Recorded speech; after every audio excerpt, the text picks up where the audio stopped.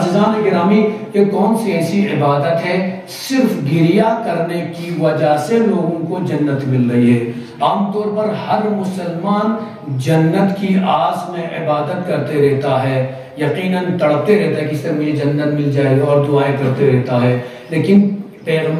فرزند پیغمبر فرماتے ہیں کہ حسین کی مجلس میں آؤ اور حسین کے فضائل سنو، حسین کے مناقب سنو، اور حسین کی مصیبت کو یاد کرو، اور حسین کی معرفت کے ساتھ حسین کی مظلومیت کو یاد کرتے ہو دو آنسو بہاؤ، یہی آنسو تمہاری شفاعت کا ذریعہ بنیں گے اور خدا بند عالمین تمہیں جنت نصیب کر دے گا۔ عزیزان میرے، ہر حسین کا چاہنے والا، ہر عزادار حسین ایام محرم کے انتظار میں رہتا ہے۔ چھوٹے چھوٹے بچے جوان پوچھتے رہتے ہیں، ہمارے جوان پوچھتے ہیں مولانا محرم کب آ رہا ہے، محرم کب آ رہا ہے؟ میں ان جوانوں سے کہنا چاہوں گا، بچوں سے کہنا چاہوں گا، بزرگوں سے کہنا چاہوں گا، جس دن کا آپ انتظار کر رہے تھے، جن ایام کا آپ انتظار کر رہے تھے، وہ ایام ہمارے درمیان اب آنے والے ہیں، صرف 4 سے 5 دن رہ گئے ہیں۔ عزیزان گرامی، یقیناً اس محرم میں رکھا کیا ہے، اس محرم ہمیں کرنا کیا ہے؟ آپ یقیناً 2 مطالب سن لیجیے گا۔ محرم سے ہی ہماری پہچان ہے، یاد رکھیے گا دین اسلام میں۔ آپ اگر آج حسینی ہونے کے نام سے مشہور ہے دنیا میں، لوگ آپ حسین کے چاہنے والوں سے لوگ نام آپ جانتے ہیں، لوگ آپ کو جانتے ہیں،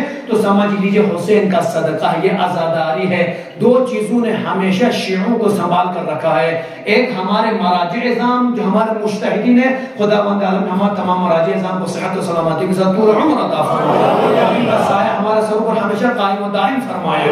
ہمیشہ مراجع اعظام نے ہمیں یکجہت بنا کر رکھا ہے، اور دوسرا ہماری عزاداری نے ہم شیعوں کو ایک کر کے رکھا ہے۔ یہ وہ 2 چیزیں ہیں، آج دشمن کی نظر انہی 2 چیزوں پر ہے، کسی طریقے سے لوگوں کو مجتہدین سے متنفر کرایا جائے، دور کرایا جائے، اور کسی طریقے سے لوگوں کو عزاداری سے دور کرایا جائے۔ اسی لیے آج ہم اکثر دیکھتے ہیں بعض اوقات جو لوگ یقین علم معرفت کم رکھتے ہیں، انہی ایام میں جھگڑا کرتے ہوئے نظر آتے ہیں، یا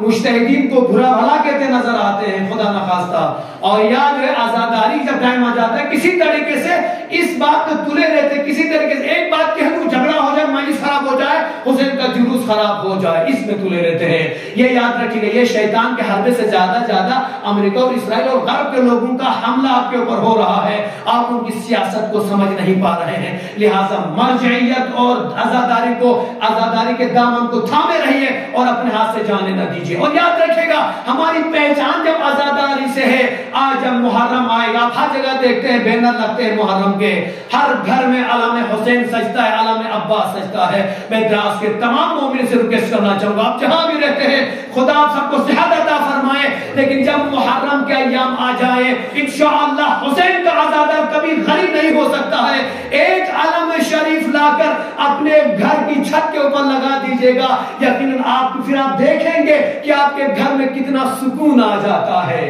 ایک علم لگانے سے ہم غریب نہیں ہوں گے، اور یقیناً جب دور سے کوئی دیکھے گا کسی کے بام میں، کسی کے گھر کے چھت کے اوپر علم حسین جب لہرا رہا ہے، کوئی بھی کہہ دے تو لگتا ہے وہ حسینی ہے، لگتا ہے وہ حسین کا چاہنے والا عزادار ہے۔ عزیزان کرام، اور یہ ہمارا کالا لباس، ہمارے باہر بینرز لگنا، ہمارے گھروں میں علم عباس کا سجنا، ہمارے گھروں میں حسین کا پرچم لہرانا، جس طریقے سے ابراہیم علیہ السلام نے خانہ کعبہ کو پہچان کروانے کے لیے کالا کپڑا استعمال کیا تھا، آج حسین کے چاہنے والے کالا بینر لگا کر، کالا لباس پہن کر، علم عباس سجا کر بتا دیتے ہیں جب ہم اور نہیں ہیں، ہم وہی ہیں جو حسین کے چاہنے والے ہیں، اور دنیا کو بتا دیتے ہیں یاد رکھنا جس گھر میں بھی حسین کا علم لہرا رہا ہے یہ حسین کا گھر ہے، یہ کسی یزیدی کا گھر نہیں ہے۔ صلوات علی محمد و علی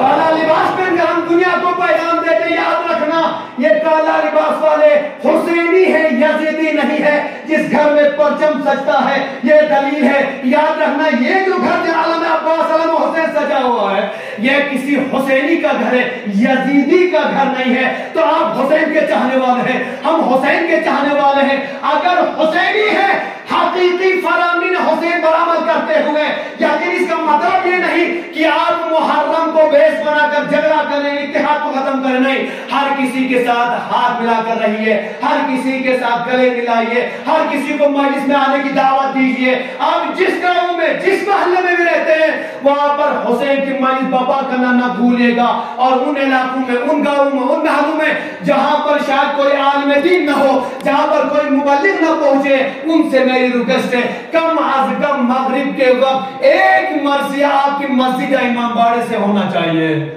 تاکہ دنیا کو پتا چلے کہ آج بھی حسینی آباد ہے۔ یاد رکھنا مسلمان، آج دنیا میں جب دیکھتے ہیں کربلا میں دو لوگ تھے، ایک طرف حسین علیہ السلام تھے، ایک طرف یزید، یزیدی اور حسینیوں کی پہچان آج یہی ہے۔ آج دنیا میں محرم آتا ہے، ہر جگہ یا حسین کی صدائیں بلند ہوتی نظر آتی ہیں، لیکن نہ یزید کا نام لینے والا کوئی ہے، نہ یزید کا دنیا میں کوئی ماننے والا ہے، بلکہ یزیدی کربلا کے بعد سے آج چھپ چھپا کے بھاگے ہوئے نظر آتے ہیں۔ لہذا آج یزیدیوں کا وجود نہیں، حسینیوں کا آج پرچم بلند ہے۔ لہذا اس پرچم اور اس پہچان کو امن و شانتی کے ساتھ برقرار رکھیے، اس لیے کہ پروپیگنڈے پھیلانا، فساد پھیلانا، جھگڑا کرنا یہ یزیدیوں کا کام ہے، حسینیوں کا کام نہیں ہے۔ لہذا یزیدی نہ بنیے، حقیقی حسینی بنیے۔ لہذا انشاءاللہ ایام محرم میں